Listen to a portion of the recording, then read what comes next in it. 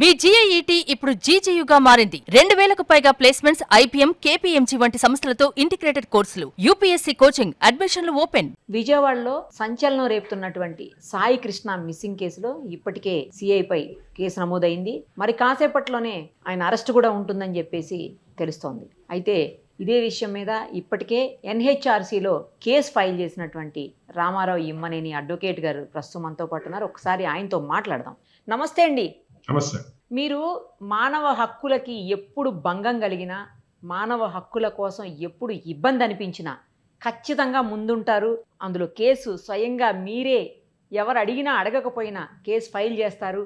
న్యాయం కోసం మీదైనటువంటి శైలిలో, మీదైనటువంటి ఆ పద్ధతిలో ఖచ్చితంగా మీరు కోర్టు మెట్లెక్కుతారు, ఆ న్యాయాన్ని తీసుకొని వస్తుంటారు. ఈ కేసులో కూడా మీకు సంబంధం లేదు, మీ రాష్ట్రం కాదు, మీ జిల్లా కాదు, మీకు ఏ మాత్రం కూడా అసలు కాదు. ఇప్పటికే మీరు చాలా రాష్ట్రాల్లో చేశారనుకోండి. సో ఈ పర్టికులర్ సాయి కృష్ణ కేసులో కూడా మీరు ఇప్పటికే NHRCలో పిటిషన్ వేశారు. అసలు ఇందులో ఏం జరగబోతుందని మీరు అనుకుంటున్నారు? ఏం జరిగి ఉండొచ్చు అని మీరు అనుకుంటున్నారు? ఒక్కసారి అయితే న్యాయానికి చట్టం అందుబాటులో ఉండడానికి పరిధి అనేది ఉండదు. ఇప్పుడు వెస్ట్ బెంగాల్లో గతంలో ఆర్జీకర్ ఘటన జరిగినప్పుడు ముందుగా నేను స్పందించాను. అవును. అదే విధంగా ఆంధ్రప్రదేశ్ లో స్టెరైన్ గ్యాస్ లీక్ కేసులో ముందుగా నేనే జాతీయ మానవ హక్కుల కమిషన్ ను ఆశ్రయించడం జరిగింది. అదే విధంగా ఎన్నో కేసులలో నేను ఇట్లా మానవ హక్కుల ఉల్లంఘన జరిగినప్పుడు నేను జాతీయ మానవ హక్కుల కమిషన్ కావచ్చు, రాష్ట్ర మానవ హక్కుల కమిషన్ కావచ్చు నేను ఆశ్రయిస్తాను. అదే విధంగా బాధితులకు న్యాయం జరిగే వరకు నేను పోరాటం చేస్తాను. ఈ విషయంలో మనం చూసుకున్నట్టయితే గత నెల క్రిందట అలా తల్లి ఆవేదన మీరు చూడొచ్చు, ఆ కుటుంబ సభ్యుల ఆవేదన మీరు చూడొచ్చు. అయితే ఇవాళ అన్ని పేపర్లలో నేను నోటీస్ చేయడం జరిగింది ఒక విషయం. రౌడీ షీటర్ అని ఒక ఇంగ్లీష్ పేపర్లో అయితే 10 సార్లు రాశారు. Probe into rowdy sheeters custodial torture, probe into rowdy sheeter that. అంటే ప్రతి వచనానికి ఒక రౌడీ షీటర్ అనే పదము వాడడం జరిగింది. రౌడీ షీటర్ అది చంపుతారా? అదే కదా. అంటే చట్టము, ఒక న్యాయ వ్యవస్థ అనేటివి ఏర్పాటు చేసుకున్నాం కదా. రౌడీ షీటర్ అయితే చంపేస్తారా? ఇట్లనే తీసుకపోయారు. అంటే వాళ్ళ కుటుంబ సభ్యులు ఒక తీవ్రమైన ఆరోపణలు చేస్తారు. ఏంటంటే ఆ పిల్లని తీసుకపోయి చంపేసి అయినాక బండి మీద 2 వీలర్ మీద 2 కానిస్టేబుల్ తీసుకపోయి ఆడ బొందలడ్డకి తీసుకపోయి మొత్తం కాస్టన్ అంటే మొత్తం కాలబెట్టేసి అయినాక బూడిద తీసుకపోయి మొత్తం చెరువులో పడేసిరు అని చెప్పేసి ఆరోపణలు చేస్తారు. అంత తీవ్రమైన ఆరోపణలు చేస్తున్నప్పుడు గత నెల సంధి అతను కనబడకుండా పోయినప్పుడు పోలీస్ వ్యవస్థ అనేది ఏం చేస్తుంది అనేది మొదటి ప్రశ్న. రెండవ ప్రశ్న ఏంటంటే, రౌడీ షీటర్ ఒక వ్యక్తి రౌడీ షీటర్ అయితే, లేకుంటే నేరారోపణలు ఉంటున్నట్టయితే అతన్ని పోలీసు వాళ్ళు చంపవచ్చా? ఇప్పుడు మనం తమిళనాడులో చూసుకుంటే ఇదే విధంగా పోలీస్ వాళ్ళు కస్టోడియల్ టార్చర్ లేకుంటే కస్టోడియల్ డెత్ అనేది ఒక తండ్రి కొడుకులను చంపినాక సంచలనాత్మకమైన ఒక తీర్పు అనేది తమిళనాడు కోర్టు ఇవ్వడం జరిగింది. అయితే 9 మంది పోలీసులకు ఉరిశిక్ష విధించిన ఘనత కోర్టుకు దక్కుతుంది. అదే విధంగా గతంలో మనం ఎన్నో హ్యూమన్ రైట్స్ కేసెస్ లో జాతీయ మానవ హక్కుల కమిషన్ కావచ్చు, రాష్ట్ర మానవ హక్కుల కమిషన్ కావచ్చు, జోక్యం చేసుకొని ఎన్నోసార్లు ఇట్లా పోలీస్ ఎక్సెసెస్ కావచ్చు, అదే విధంగా పోలీసు వాళ్ళు చట్టాన్ని తమ చేతిలోకి తీసుకొని అంటే అధికార పక్షం కావచ్చు, లేకుంటే రాజకీయ జోక్యంతో పూర్తి స్థాయిలో మానవ హక్కులకు భంగం కలిగించినప్పుడు మానవ హక్కుల కమిషన్లు జోక్యం చేసుకున్న ఉదాహరణలు మనం ఎన్నో చూడవచ్చు. అయితే దీనిలో మనం చూసినట్టయితే ఒక నేరగాడుగా చిత్రీకరించే ఆలోచన జరుగుతుంది. దీని అదే ఏమైనా కారణాలు కావచ్చు, దీని ఏమైనా కారణాలు ఉండొచ్చు. కాకుంటే ఒక నేరగాడు, ఒక వ్యవస్థీకృత నేరగాడు, అదే విధంగా ఇన్ని నేరాలు చేశారు, అదే విధంగా పోలీస్ వాళ్ళను కొద్దిగా సైడ్ లైన్ చేసే ఆలోచన అనేది మీడియా ముఖంగా కూడా నాకు కనిపిస్తుంది. I'm sorry to say that. But ఇలా పేపర్లు చూసినప్పుడు, అదే విధంగా కొన్ని న్యూస్ బులెటిన్లు చూసినప్పుడు, ఎలక్ట్రానిక్ మీడియాలో ప్రసారమైన కొన్ని కథనాలను చూసినప్పుడు నాకు అట్లా అనిపించింది. అయితే ఎంత దారుణం అంటే ఒక పేపర్ అయితే సరేనండి, రౌడీ షీటర్ అనే వ్యాఖ్య చేసే అవసరం ఏమున్నది?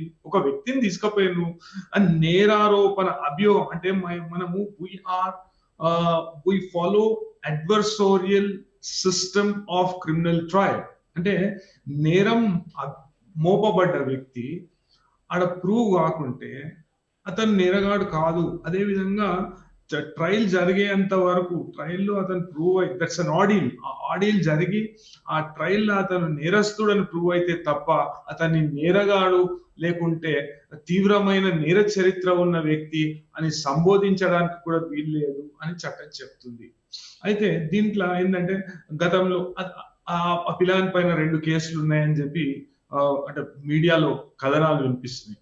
మీకు కేసులు ఉండొచ్చు. ఆ కేసు విషయమై పోలీసు వాళ్ళు వినిపించి ఇప్పుడు అంటే హెబియస్ కార్పస్ వేయడం జరిగింది. ఆ తల్లి ఆవేదన, ఆమె పోయి హెబియస్ కార్పస్ వేయడం జరిగింది. హెబియస్ కార్పస్ వేయడం జరిగితే అది పోలీసు వాళ్ళకి దొరుకుతలేడట అతను. అంటే కొన్ని కేసెస్లో అయితే మొత్తం రాజకీయ నేపథ్యంలో ఉన్న కేసులలో అయితే ఎటు పోయిన ఏడికి ఖండాంతరాలు దాటి పట్టుకొస్తారండి పోలీసు వాళ్ళు. మొత్తం ఎన్నిసార్లు హైదరాబాద్ రాలే మేము చూడలే. ఆంధ్ర పోలీస్ ఎన్నిసార్లు రాలే హైదరాబాద్. అదే విధంగా వేరే రాష్ట్రాలకు పోలేదా? ఆంధ్రప్రదేశ్ పోలీస్ పోలేదా? అయితే నేను ప్రాథమికంగా ఏం కోరడం జరిగిందంటే ఆ సిఐ మరియు స్టాఫ్ పైన చర్యలు తీసుకోవాలి. రెండవది ఏంటంటే సీసీ ఫుటేజెస్ మొత్తం అన్ని భద్రపరచాలి. ఆ స్టేషన్ కావచ్చు, స్టేషన్ పరిసరాలలో ఉన్న ఇవి కావచ్చు. అదే విధంగా ఏడైతే ఆరోపణ చేస్తారో ఇది తీసుకపోయి బుందలాడలో కాష్టం చేసిండ్రు, లేకుంటే కాలబెట్టిరు, బాడీని కాలబెట్టిరు అని ఆరోపణలు చేస్తుండ్రో ఆ ఏరియాలో ఉన్న ప్రభుత్వం ఏర్పాటు చేసిన సీసీ కెమెరాలు మొత్తము ఆ సీసీ ఫుటేజెస్ ను భద్రపరచాలి. అదే విధంగా దీనిలో రాజకీయ కారణాలు కనబడుతున్నాయి కాబట్టి అంటే అలిగేషన్స్ చేస్తారు, ఆరోపణలు చేస్తారు, రాజకీయ కారణాలు ఉన్నాయి, కొంతమంది రాజకీయ శక్తులు దీని వెంబడ ఉన్నారు అని, కొంతమంది అధికార పార్టీకి చెందిన నాయకులు ఇట్లా చేసిండ్రు అని ఆరోపణలు వస్తున్నాయి. కాబట్టి ఆ ఆరోపణలను దృష్టిలో పెట్టుకొని దీని ఇన్వెస్టిగేషన్ అనేది సిబిఐకి ఇస్తే కరెక్ట్ అని నా అభిప్రాయం. అయితే ఆ విషయాన్ని కూడా నేను కోరడం జరిగింది. జాతీయ మానవ హక్కుల కమిషన్ నేను కోరడం జరిగింది. అయితే అంటే వేరే వాళ్ళు కూడా దీంట్లో వేసి ఉండొచ్చు, అప్రోచ్ అయి ఉండొచ్చు. అదే విధంగా కోర్టులో కూడా ఈ మ్యాటర్ ఆంధ్రప్రదేశ్ హైకోర్టులో కూడా ఈ మ్యాటర్ హెబియస్ కార్పస్ రూపంలో ఉన్నది. అయితే అతనికి ఏమైనా జరిగినప్పుడు ఈ హెబియస్ కార్పస్ అనేది దానిలో కూడా చర్యలు ఉంటాయి. అదే విధంగా జరిగిందని తెలిస్తే అతనికి ఏమైనా జరిగిందని తెలిస్తే హెబియస్ కార్పస్ లో చర్యలు ఉంటాయి. అదే విధంగా జాతీయ మానవ హక్కుల కమిషన్ కూడా చర్యలు తీసుకునే అవకాశం ఉంటుంది అని చెప్తున్నారు. అంటే మీరు గతంలో కూడా ఇలాంటి కేసెస్ చూసారా అండి? ఇలాంటి కేసెస్ లో వెంటనే ఏమన్నా రిజల్ట్ వచ్చిందా హెచ్ఆర్సీల నుంచి? అది నేషనల్ కావచ్చు, స్టేట్ కావచ్చు. ఇప్పుడు ఈ కేసులో కూడా అలా ఇమ్మీడియట్ గా ఏమన్నా వచ్చే అవకాశం ఉంటుందా? అయితే గతంలో తెలంగాణలో కొన్ని ఇట్లా మానవ హక్కుల ఉల్లంఘనలు జరిగినప్పుడు ఏ విధంగా అయితే కర్ల రాజేష్ ది మొన్ననే రిజిస్టర్ అయింది. నేను కంప్లైంట్ వేశాను. అదేవిధంగా వివిధ వర్గాలకు చెందిన వాళ్ళు కూడా కంప్లైంట్ వేయడం జరిగింది. కర్ల రాజేష్ విషయంలో అయితే నివేదిక కోరడం జరిగింది. అయితే మానవ హక్కుల కమిషన్ ఏంటంటే హక్కులకు భంగం కలిగినప్పుడు తప్పకుండా స్పందిస్తుంది. గతంలో తెలంగాణలో జరిగిన కొన్ని ఘటనలు ఏ విధంగానైతే లగచర్ల ఇష్యూ మనం తీసుకోవచ్చు. అదే విధంగా పెద్ద దన్వాడ ఇష్యూ తీసుకోవచ్చు.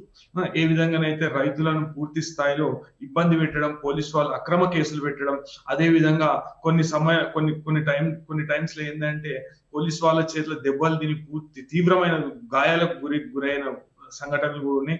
అదేవిధంగా ప్రాణాలు కోల్పోయిన సంఘటనలు కూడా ఉన్నాయి. అప్పుడు జాతీయ మానవ హక్కుల కమిషన్ ఈడ క్యాంప్ హియరింగ్ కూడా ఏర్పాటు చేసిన ఇన్స్టెన్సెస్ ఉన్నాయి. అయితే తప్పకుండా దీంట్లో జాతీయ మానవ హక్కుల కమిషన్ జస్టిస్ సుబ్రహ్మణ్యం గారి నేతృత్వంలో పనిచేస్తున్న జాతీయ మానవ హక్కుల కమిషన్ తప్పకుండా దీనిలో ఇంటర్ఫియర్ అయ్యి దీనిపై చర్యలు తీసుకునే అవకాశం ఉంటుందని నేను పూర్తి స్థాయిలో నమ్ముతున్నాను. రైట్ అండి. లెట్ us see ఏం జరుగుతుంది అనేది. త్వరలో ఏదో ఒక పరిష్కారం, అంటే అసలు ఏం జరిగింది అనేది అన్నా తెలియాలి కదా. ఫస్ట్ ఆఫ్ ఆల్ అదన్నా తెలిస్తే నిజం బయటికి రావాలి. Yes, exactly. పారదర్శకంగా ఇన్వెస్టిగేషన్ అనేది జరగాలి, నిజం బయటికి రావాలి. దోషులు ఎంత పెద్దవాళ్ళైనా కానీ శిక్ష పడాలి, చట్టం నుంచి తప్పించుకోకూడదు. అంతే, తప్పించుకోకూడదు. Right. Thank you so much. Okay madam, thank you.